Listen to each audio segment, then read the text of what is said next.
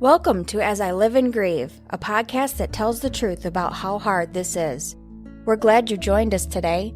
We know how hard it is to lose someone you love and how well-intentioned friends and family try so hard to comfort us. We created this podcast to provide you with comfort, knowledge, and support. We are grief advocates, not professionals, not licensed therapists. We are you. Hi, everyone. Welcome back again to another episode of As I Live and Grieve.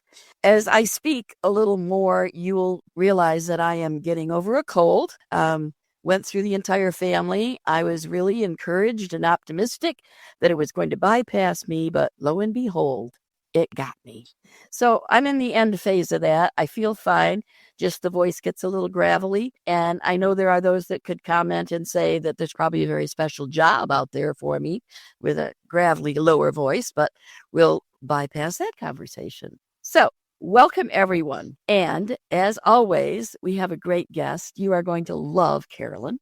With us today, and Kelly's here too. Hi, Kelly. With us today is Carolyn Jenkins, and I'm going to let her introduce herself. Carolyn, thanks for joining us. Thanks for having me. I'm thrilled to be here. So I'm Carolyn, and I am a special education teacher. I've got about 40 years of experience with people with autism. 27 of those have been in schools. I have focused primarily on autism throughout my career, but have expanded that in the last several years to include more work on understanding neurodiversity of lots of different kinds. I have my master's degree in developmental disabilities and have worked in all sorts of different settings for kids with disabilities. Outside of that, I'm a widowed mom of two. I have two kids that are young adults now. They were 11 and 13 when their dad was widowed. When their dad died, when I was widowed. And I found a place with Soaring Spirits International and have become a regional group leader for them.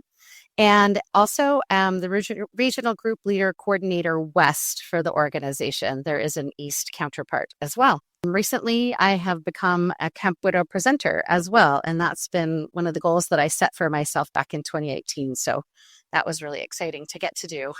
Well, thanks. And thanks for taking the time to join us. Now, Carolyn and I met actually at the most recent Camp Widow in Toronto, Canada. And I went to her workshop on neurodiversity and grief. Now, I have to confess that I may be a high IQ individual, graduated with honors and all that jazz, but it wasn't really until I took Carolyn's workshop that I came to learn what neurodiversity really was. I had only at that point gleaned from what I read or saw online and knew it had something to do with autism or maybe ADHD, but wasn't sure. So, Carolyn, can we start there for others that might not be sure? What is neurodiversity? Absolutely. And that's a really big and important question. So neurodiversity just means that somebody has a different way of thinking and of learning and of being in the world than is typical, right? So if you think of the majority of the people in the world, your brains are similarly functioning, right? So you might learn in similar ways. You might think in similar ways, but people who are neurodiverse think or move through the world or learn in a different way. So that could be, like you mentioned, autism, also ADHD, some other diagnosable conditions that fall under that umbrella would be things like dyslexia or Tourette's syndrome or sensory processing differences, those kinds of things. So pretty much neurodiversity just means your brain functions in a way that is different than a typical brain, right? So where you would be considered neurotypical, right? And I am neurodiverse. And I love your clarification of it because before, for me, the word neurodiversity had an element of behavioral instances in it. So I like taking the behavior component out of it and making it just our brains operate in different ways. We think in different ways, which means, of course, we learn differently, we act differently, we respond differently, and or we react differently. Yep. Now, you yourself, I understand, are neurodiverse. Yep. It's funny because I didn't get diagnosed until I was 51 or 52. I'm 55 now. And that is a very common story, especially for women, right? They used to think when I was young that only boys had ADHD, and they were all those busy little bodies that moved all over the room and couldn't stop talking. It climbed things and threw things and ran around on the playground. And they used to say that they would grow out of that. Well, we know that, first of all, it's not just boys. And second of all, you don't grow out of ADHD. And in fact, for women, ADHD itself can present more strongly during certain parts of our lives. It's very hormonally impacted. So I found out, I've always known that I'm kind of a lot in the world. I'm a big personality. I tend to get very involved in things. I tend to get big excited about things or big mad about things or big whatever. But I didn't think I had ADHD because I have a successful career that has spanned decades. I had a very successful marriage that was 20 years together. I have a master's degree. I have successful friendships, all of those things that they talk about being difficulties for people with ADHD. And it was only in going through my diagnostic evaluation that I was like, oh, okay. So I might have a master's degree, but I almost didn't, right? Like it took me 7 years to get a bachelor's degree, and I ended up with a degree in linguistics, which wasn't even on my radar. And I have a master's degree, but only because they created this new option for getting your master's. So, when all of that was laid out in front of me, it was like a really big aha moment for me. Right. Yeah. Right. So suffice it to say that besides having the education, the experience, job experience, you also have personal experience in this topic. And that's one of the reasons that I really, as soon as I heard you speak and as soon as I met you, I knew I wanted to have you come on this podcast because I am curious, as I am with many, many topics, how neurodiversity can impact grief. Yeah. Because if we think in different ways, how do people that think differently process grief? Right. And so this came up for me because when my husband died, I ended up with that grief brain, right? Widow brain, which I can talk a little bit about, but also I lost that. What I've now learned is external scaffolding, having that outside help to keep me on track, to keep me moving forward, keep me doing the things that had to get done. And I happened to have been going through menopause during that time, right? And so what we know about ADHD is that the hormonal shifts can make it more impactful and more difficult. So I was kind of hit with this double whammy at that point in my life where it was unavoidable to notice the differences in myself and in how I was functioning. So that's when I started looking into kind of the correlation between grief and neurodiversity was after I found out my diagnosis. And unfortunately, they really are just layered upon each other, right? So the impacts of grief brain, widow brain, trauma brain look very similar to the impacts of neurodiversity of various kinds, right? And so really, not only did I go into the experience of grieving with that added backpack of struggles, but then it just got twice as heavy because it kind of layered upon itself. Right. So if the person grieving is also neurodiverse, has one of those diagnoses, then it can impact not only their emotions, that what they're going to feel about the loss, but it can also impact the way they react or respond to it. In other words, if they are the one in charge of doing certain things, like contacting the banks, to either close out those accounts, et cetera, contacting the attorney, whatever, filing for certificates of death and everything like that, it can have a major impact for that person. Absolutely. And that impact goes on and on, right? So, because even after all of those initial tasks were taken care of, and I was very blessed to have an amazing community around me, and they really helped with all of those things. Right. But I still had to make sure that the bills got paid on time, even after all of that, right? And I still had to make sure that there were clean dishes in the house. And I still had to make sure. And frankly, I did a terrible job of that for several years. And I'm still not great at it, but at least I understand what's going on. But the kids and I think, didn't cook at home. I mean, not never, but rarely did we even cook at home for Right. probably 2 years, because the whole process of thinking about a meal plan, going to the grocery store, getting all of those things, and then having the wherewithal to create those meals at home was just out of reach for me for a while. Right. Yeah. Right. So being neurodiverse makes it especially important to learn how to adapt and adjust. Exactly. Yep. Because you can't just throw your hand up. Right. I had to feed my children. Yeah. Yeah. I mean, so you have to learn to recognize what the priorities are. Absolutely.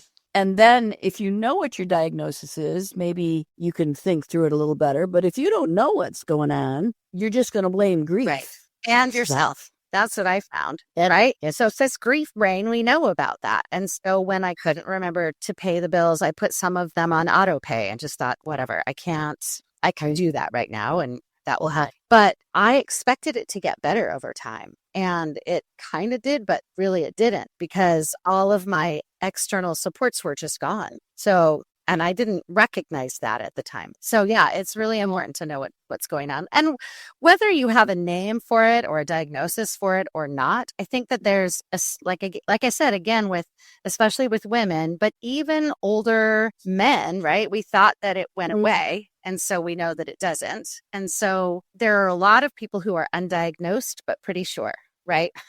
And so if you're one of those people, I would suggest go ahead and give yourself the benefit of the doubt and assume, and give yourself the benefit of those supports, Sure, it could help you. So if in general terms, and let me clarify one more thing.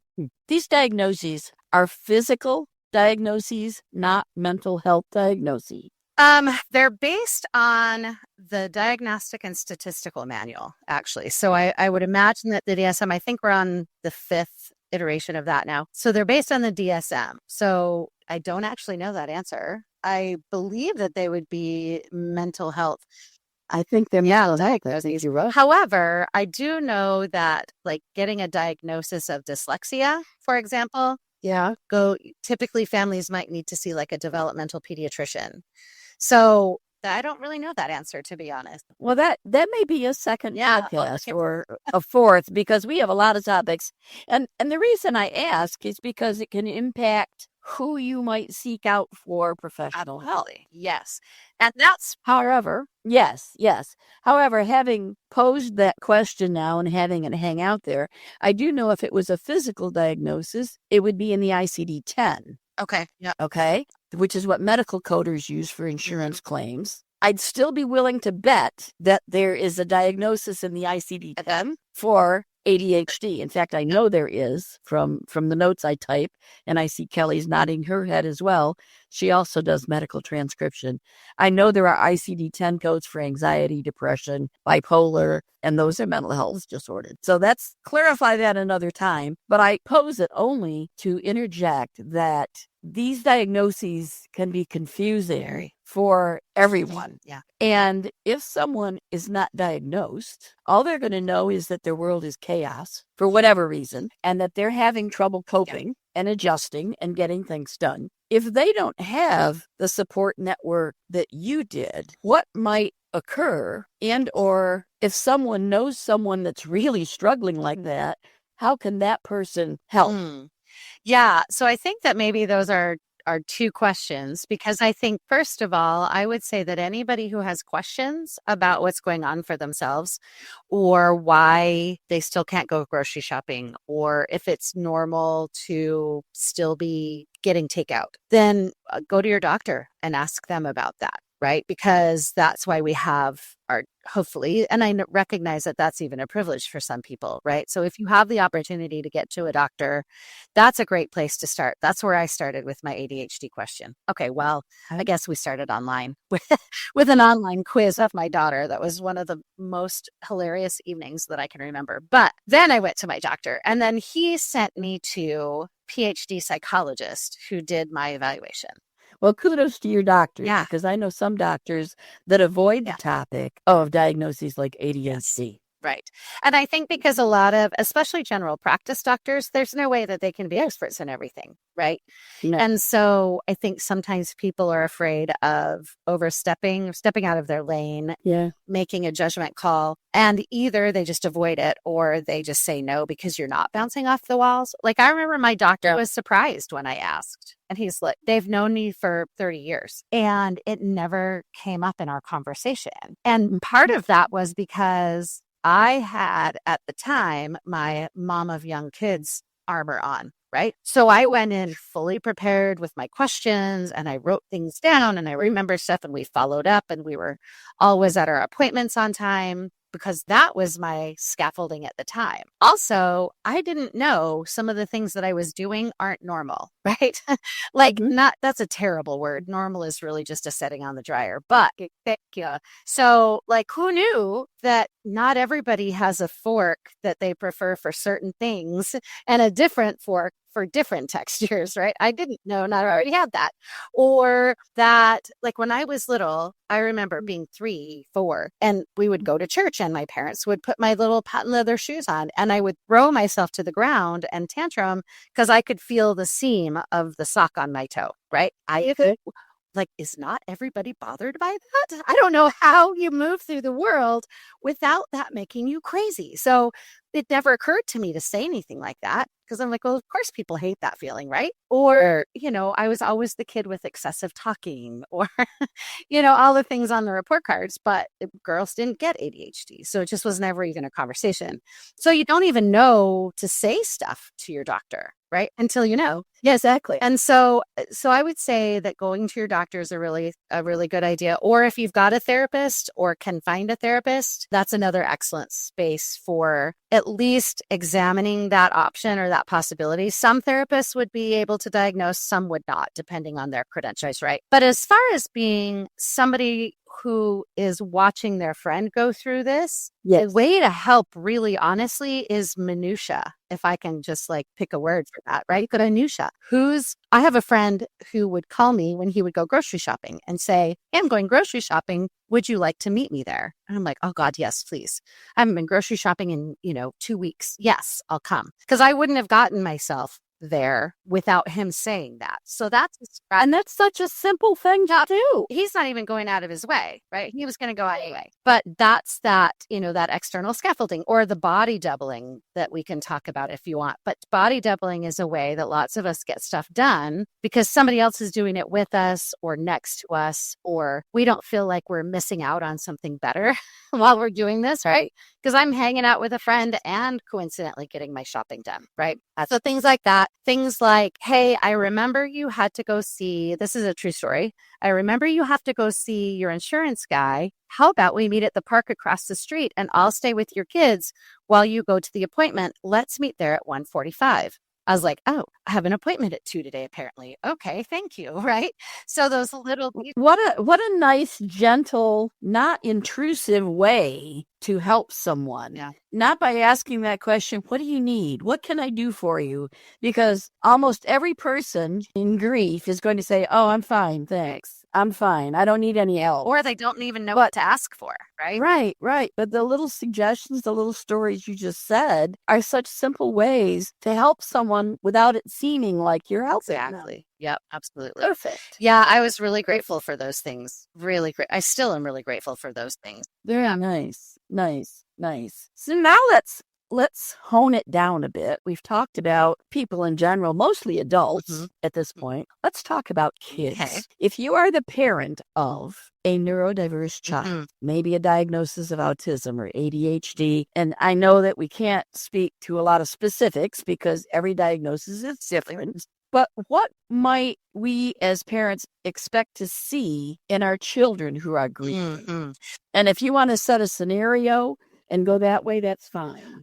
So I love this question because this is really one of my passions, right? Is kids, especially kids who are neurodiverse. And now, of course, we've layered grief on top of that. So that's going to, like you said, depend on everything on the kiddo, right? And also somewhat it will depend on the diagnosis or the suspicion of diagnosis. Recently, I participated in a presentation at Camp Widow about children and grief. And while there are very typical things that kids go through in grief. One of my favorite ideas that I learned from my co-presenter was the idea of puddle jumping, right? They jump into the puddle of grief and then they jump right back out. They might not hang out there. They just kind of splash in when they're ready and splash back out, which I think adults aren't as good at doing, right? It's harder for us to sort of separate. So kids, we tend to fall down in the puddle and just there for a minute, complaining that our pants are wet. I guess, but the kids can kind of puddle jump, which is a nice thing for them. I remember when Gary died, the clergy person that was at the hospital, I didn't know her, but the most valuable piece of information I got was that kids in their early teens are going to get more support from their friends than from me, right? So things like that are pretty typical for all grieving kids, right? Add to that a neurodiversity, and there are a few different things that can happen. The most impactful that I've seen in my own experience as a teacher and as a friend and as a grieving person, around other grieving people, is unexpected demonstrations or lack thereof of a kid's grief, right?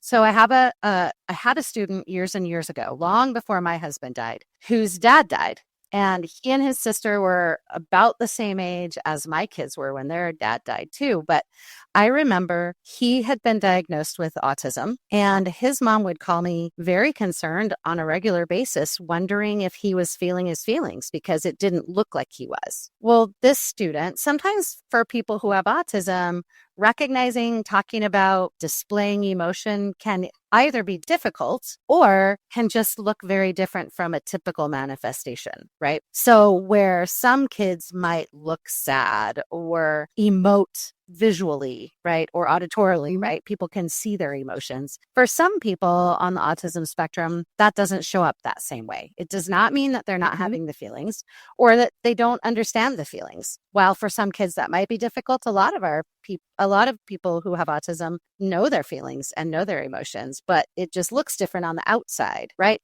So reminding people, the adults in these kids' lives, that it might look different to them than they expect can be really helpful, because then you're not worried that they're not feeling it, right? So when we were at Camp Widow this last time, a parent came up to us after the presentation with exactly that concern. And, hopefully it felt comforting to her to hear from us that they are absolutely dealing with their feelings, because you don't really have a choice. Your feelings are there. Right. But that it may look really different and or may come out in unexpected ways where I know that my son got very into this one game that he would play with this certain group of friends, and that was where he would go, had nothing to do with grief on the surface, but that was absolutely where he got to set down the hard feelings that he carried all day, right? So Right. people are finding ways, and my son, by the way, is undiagnosed, but pretty sure. So I feel for a kiddo who's neurodiverse, but it looks different for different kids. And some of that is impacted by their diagnosis. Another thing that can be tricky for our neurodiverse kids is language. So when we talk to kids about grieving, we have to be age appropriate with our language, right? So a 5-year-old is not going to understand death in the same way that a 12-year-old will, or that a 20-year-old will. And it changes over time. And so for that same child, they have to kind of re-grieve at these different developmental stages. So we have to think about the language that we use with them, but also for kids who are neurodiverse, going back to autism, sometimes literal language, sometimes autistic kids will be very literal with language. So if you say somebody kicked the bucket, right, just as a real obvious example, they might think they kicked a bucket, literally. Sure. Yeah. Or when we say they lost their father. They think they're lost. Exactly. Can we find them? Right. Where did that go? I worked with a young lady in a group home, and one of the women from our group home that worked there moved to Idaho, and we never saw her again. And then fast forward a few years, and another woman that worked there ended up dying. And we were trying to explain it to this same young lady in the group home. And at one point she stopped and she's like, is she in Idaho? And so for her, the idea of gone forever, everybody went saying no. So we have to be really mindful about how we talk about death. And along that line, we also have to be careful to not create overgeneralization of information. So if somebody got sick and died, we have to be really clear that for our literal thinkers or our literal language learners, they know that it's not every time you get sick, you're going to die, right? So just keeping in mind those sort of secret things that a child might misunderstand and making sure that you're really clear with that. Another thing that can be helpful for our neurodiverse kiddos is consistency mixed with flexibility. And I know that that sounds really opposite from each other, but being consistent gives them that anchor to hold on to, right? Not everything has changed. Not everything has gone away. I still know that I get pancakes on Tuesday or whatever anchor that they've got. But then also recognizing that we all need some flexibility when we're grieving, right? And so leaving room for some flexibility within a predictable structure. So, and that flexibility is going to be different depending on kids, right? But like, so with your pancakes analogy, it could be, we're still having pancakes today, but today they're blueberry pancakes, right? or you they're really chocolate chip want pancakes. Yeah. Okay. Or today you want eggs with your pancakes? Excellent. I'll make some. Right. Yeah. So, Yeah. sorry. No, it's okay. That's okay. Not a problem. Yeah, and that's one reason I just love talking with you, because you take these questions that I have in my head and you not only explain them, clarify them, but you do it in such a way that makes it so easy to understand that I just want to smack my forehead. Thank you. And I see Kelly's nodding her head and now laughing, because this is, after all, her mother. Kelly, do you have any questions or comments for Carolyn? I feel like I have 100,000 questions. All right. Well, we got time for some. But I You can can't, write them down for later too if we don't get to all of them. yes, I can't make them come out of my mouth, but my brain is just going everywhere all at the same time. But I feel like I could fit into this category in some ways. You know what's So, as when I started looking into this, I started realizing, okay, I can't have ADHD, because if I have ADHD, everybody around me has. Everybody has ADHD. Guess what? They do. Find your past, or we're all magnificent in this unique way, right? So,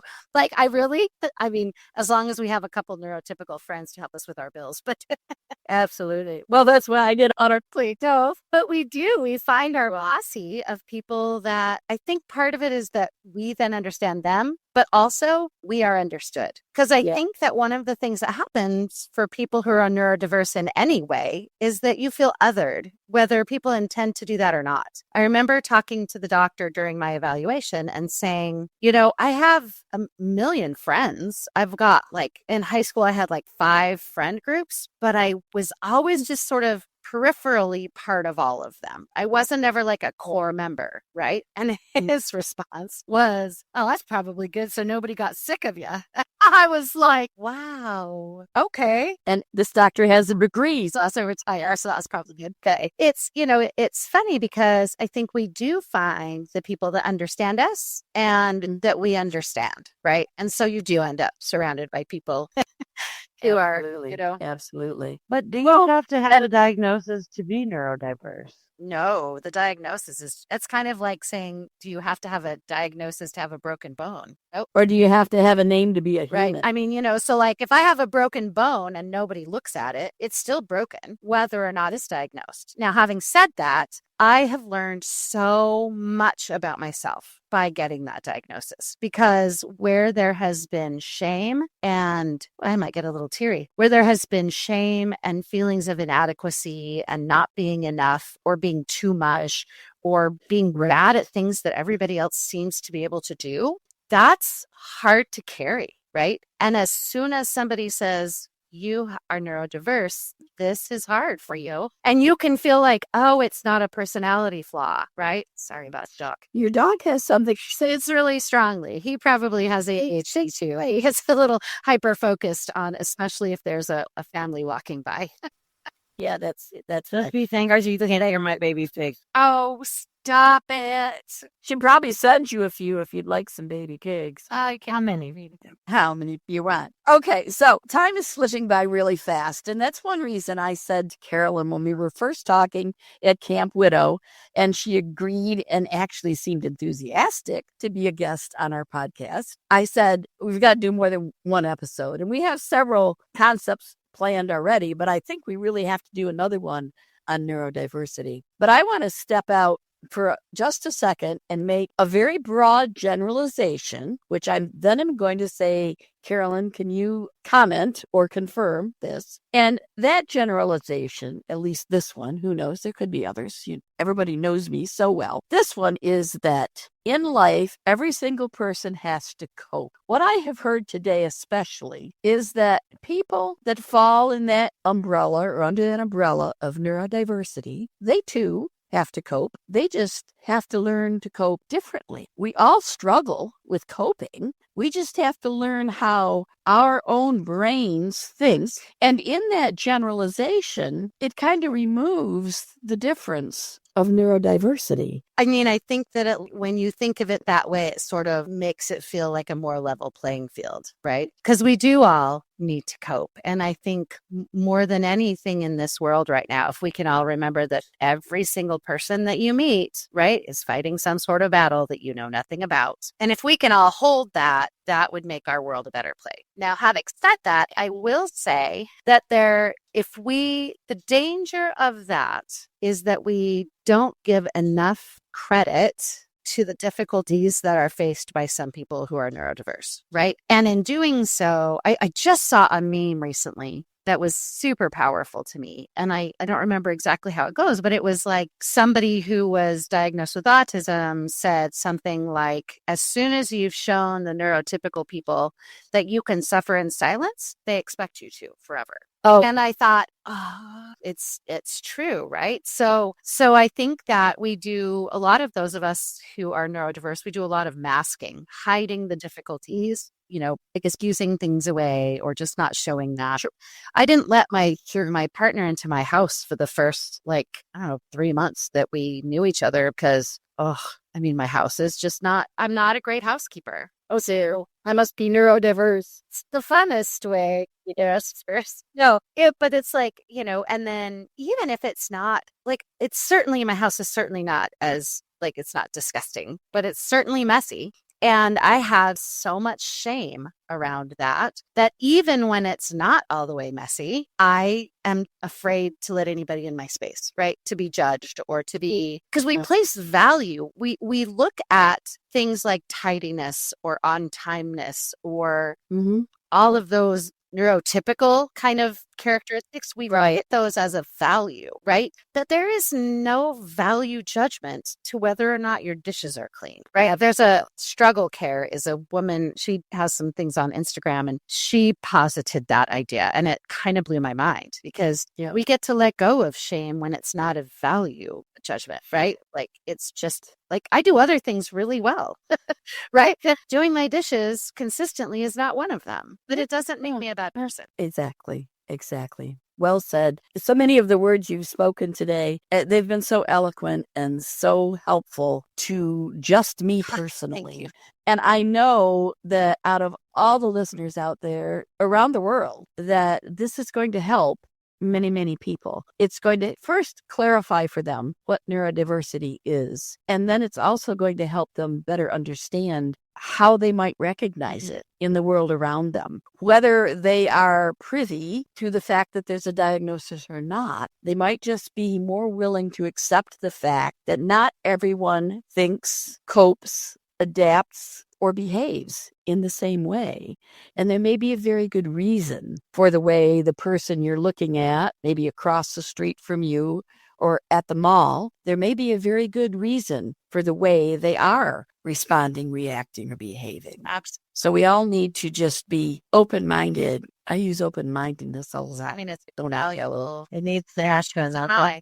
It does. Open mind and open hearts. So our time is winding down, but Kelly's got a question. Sorry. I was just going to say that I feel like it will take some of the pressure off people as well. Absolutely. And they won't feel so much shame, like you mentioned. It's just so prevalent and so denied across the board. Absolutely. You pretend like you don't have shame, but let's face it, everybody does somewhere. Right. And shame thrives in the shadows, right?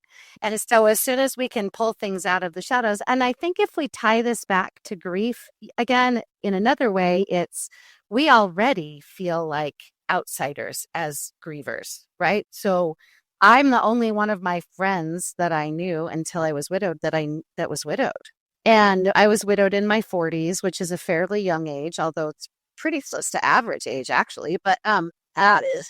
But I feel like when you are grieving, you already feel other and you already have these difficulties that come with trauma brain, right? Your difficulties with executive function, any sensory things. Our grief is physical, it is emotional, and it is mental, right? It is all of those things. And so if you are already struggling with some of those things, and they're superpowers, of course, right? But they're not all superpowers. Some of it is really a big struggle, right? But when you already come to the table with that, and then you pile grief on top, it's really easy to feel like you're failing.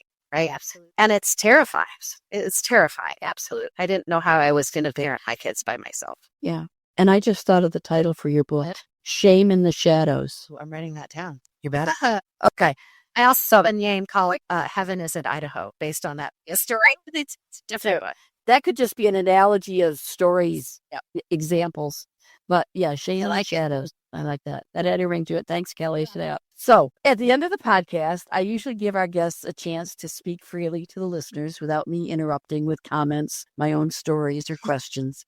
So I offer that to you, Carolyn, to speak directly to our listeners. The floor is yours. Excellent. Thank you. I guess I would take this opportunity to let people know about Soaring Spirits International and Soaring Spirits Canada. So as I mentioned before, and as you mentioned before, we met at Camp Widow in Toronto that was put on by Soaring Spirits Canada. And there are Camp Widows that happen in the United States as well with Soaring Spirits International. You can find more information about Camp Widow at www.campwidow.org. There are going to be 5 U.S. one-day camps this year. We have in March I think that's in January. In March, we'll have a one day in Houston. In April, we'll be in Seattle for one day. At some point, there's one in Chicago. And then later on in the year, there will be one in Washington, D.C. Now, 2 of those are also going to have a day that supports kids, right? Because we know that even though we're the widowed people, our kids, they just don't have a name for that, right? They also lost. And so 2 of the Camp Widows this year, Houston and one other that I need to look up, but we'll have camp for kids. So if you've got children and are interested in looking into that, I would suggest going to campwidow.org. It's an amazing organization. These Camp Widows are profoundly life-changing, and you can find people that understand what you're going through, right? Your posse. Posse. And I echo those words and your sentiments truly and completely. When I went to Camp Widow earlier this month, actually, it was just a few months ago, in fact, and it seems like forever ago. I went to the one in Toronto, Canada. It was my very first. And despite being 6.5 years out from the death of my husband, Tom, and despite 4 years of podcasting and each week talking to someone about grief, it was still an extremely emotional, extremely supportive, and extremely moving event for me personally. I'm so glad you had that experience. I did. It was absolutely incredible. The people are amazing. The staff that put this on and everyone associated with Camp Widow and with Soaring Spirits, they are truly amazing people. Well, and I'll say that was my 9th camp. And my husband has been gone Gary has been gone for 8.5 years. And even still at my 9th camp, I still got something out of it that I'd never gotten before. Absolutely. I can believe that completely.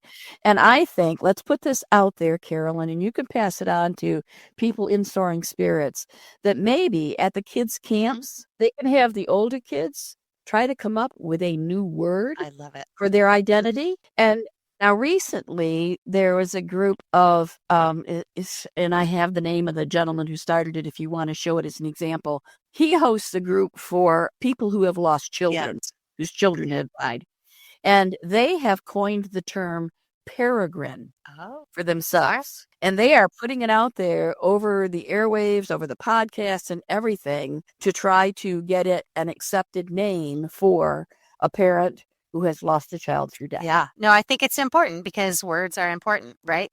So, but they might be a great Yeah. exercise. Well, and my daughter, I know you and I spoke about my daughter and her experience with grief. That's one of the things that was the hardest for her. There was a lot of anger around not feeling seen because there's not a word for it. Right. And then I also have another story that I won't interject now, but they've been guests on the podcast.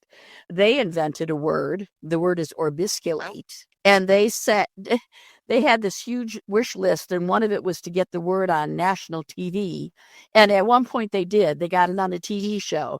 And orbisculate is just that thing that happens when you're squeezing a lemon or a grapefruit, digging a spoon or a fork in it, and you get squirted in the eye. That citrus, that was isolation. So it is possible to create a new word. So I would love to see them adopt that and find a word to identify themselves as children whose parent have died. Yeah. So at any rate, I have droned on and on and on. Carolyn, I've loved listening to you, and I can't wait until we do this again. We'll just have to go through our many ideas for sessions and decide which one we're going to do next. But we will definitely do that. To our listeners out there, I hope you have gained some insight from today, gained better understanding, some clarity, if you will, and maybe your minds and hearts have opened just a little bit more. So keep that in mind. I will post with the podcast notes. We will actually post the website for Soaring Spirits and for Camp Widow, and you can connect there, get more information. If you wish to reach out to Carolyn, I'm going to ask you to email me personally, and I will put you in touch with her. Okay? So having said all that, again, Carolyn, thank you. It's been a pleasure. Thank you, Kelly. Oh, I'm so glad. It's been our honor and privilege for sure. Thank you, Kelly, and we will talk to everyone next time. Remember to take care of yourselves, everybody. Love you all. Bye-bye as we all continue to live and grieve. Thank you so much for listening with us today. Do you have a topic that you'd like us to cover, or do you have a question from one of our episodes? Please email us at info@asiliveandgrieve.com and let us know. We hope you will find a moment to leave a review, send an email, and share with others. Join us next time as we continue to live and grieve together.